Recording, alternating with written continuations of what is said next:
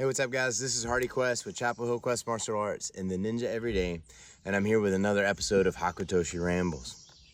In this episode, I want to talk a little bit about something that I get asked a lot. If you watch any of my videos and you see some of the martial arts stuff I do, it's pretty obvious that I practice two different martial arts. I have spent 23 years of my life doing Toshindo Ninjutsu. And I've spent about 16 years of my life doing Brazilian Jiu-Jitsu. I started Toshindo again when I was 18, and I started probably Brazilian Jiu-Jitsu maybe 22, 23, but I've had some breaks, right? I've done it for a bit, and I've had some time off. So if you chunked it all together, they're not totally even, but they're pretty close in the amount of time that I've spent. And I get a lot of questions from my martial arts friends on both sides, like, why do you do the other? So I wanted to take a moment and talk about that today, like why I do it, how I do it, and ultimately, like, what have I found because of it. And so the why I do it is because, honestly, I love both martial arts. I could get into my full origin story, but I probably have already and some other stuff, so I don't want to bore you guys with that.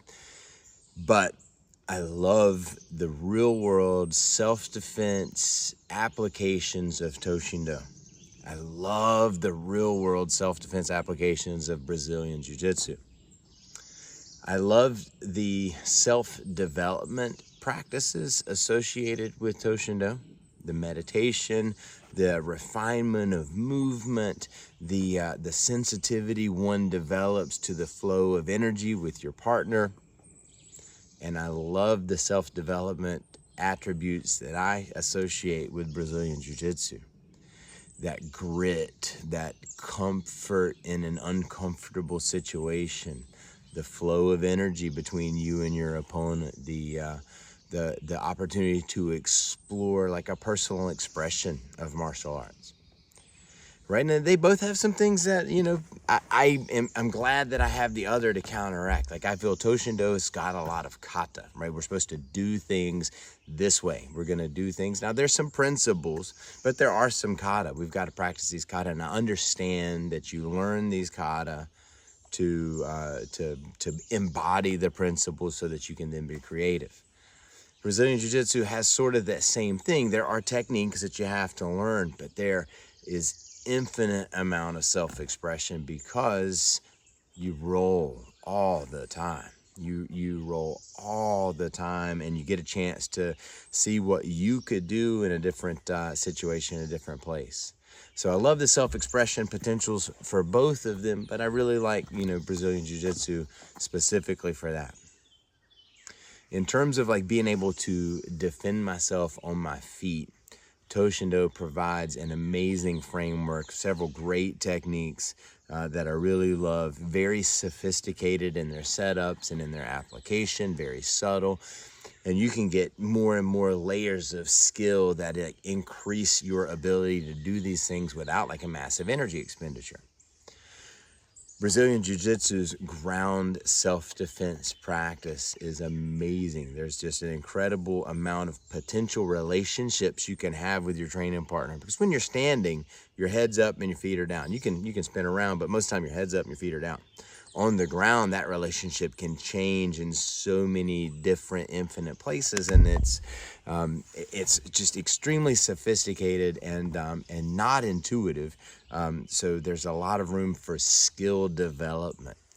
Again, one of the things that I love about Brazilian Jiu-Jitsu is when you get good at it, when you're on the ground, if another person doesn't know what you know, it's almost not fair. I'm not going to say that anybody can't get beat up or can't get stabbed or can't get punched or something like that, but the deck is heavily stacked in your favor as a jiu-jitsu practitioner.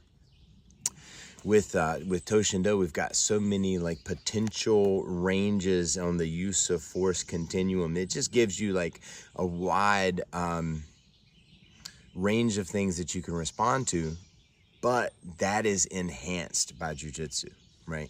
Toshindo doesn't really allow you to control someone. How do you restrain and control someone? Toshindo, again, being super practical, is all about breaking it and getting away, getting your finger in somebody's eye so that they can't come back and hit you, making sure you're accounting for lethal weapons and all of that. Where Brazilian Jiu-Jitsu quite often is practiced as a sport, where we're wrestling against one another, but that application of that sport in a combat scenario can certainly be effective. All right, it's been proven over and over and over again. So that's my why, right? The how I do it, I dedicate a lot of time to both martial arts. I train Toshindo a couple times a week, and I train Brazilian Jiu-Jitsu a couple times a week. I teach Toshindo a lot, so I'm on the mat in that context fairly regularly, a lot of times, a couple times a day. And then, you know, I will teach Brazilian Jiu-Jitsu maybe once a day for 3 or 4 days a week. So not quite as much time on the mat with Brazilian Jiu-Jitsu, but a lot of energy it goes into that for me. I'm more fortunate than most. I have a dojo and we train both systems there, so that makes it easier for me. But I also travel to train. I have a buddy who teaches a class about 30 minutes away from me, and I do make that drive so that I can go see him and train with him. So I am understanding for those of you that want to train multiple things, and you have to travel, right? That it comes with the territory.